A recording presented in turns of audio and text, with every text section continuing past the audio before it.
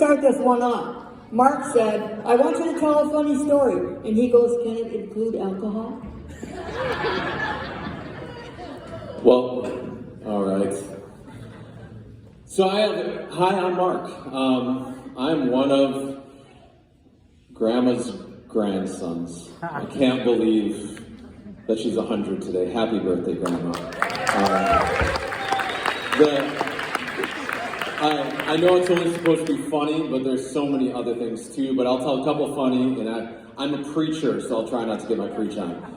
But one story was my sister and I, Angela, traveled to Switzerland with Grandma to go and travel around the whole country of Switzerland. We were up and down so many mountains on so many different trains, and this was back in 2001, and so she was already pretty advanced in age. And so we were hiking around, and one time we went up, I want to say, the Matterhorn, and I watched her run down part of a mountain at her age, and I was just amazed. Then this other time, and this is the thing about alcohol, we went to a monastery that had been turned into a hard cider brewery.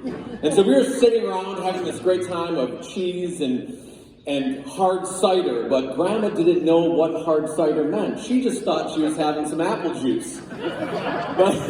But she was not just having some apple juice, she was having a little bit more than that.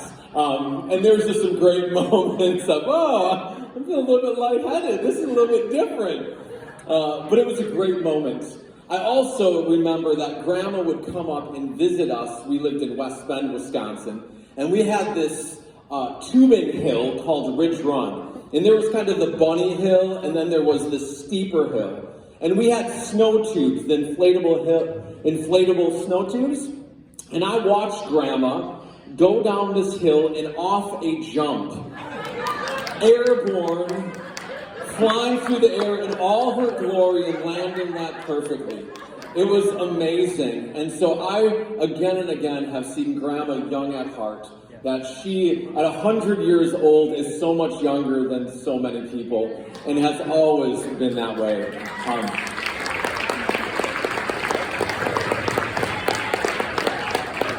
I remember many hikes with her, many moments with her, but one of the other memories is coming to her house, and every time I'd come to her house, and probably other grandkids can say this too, she'd pull out her little stool so she could hug you at that same level.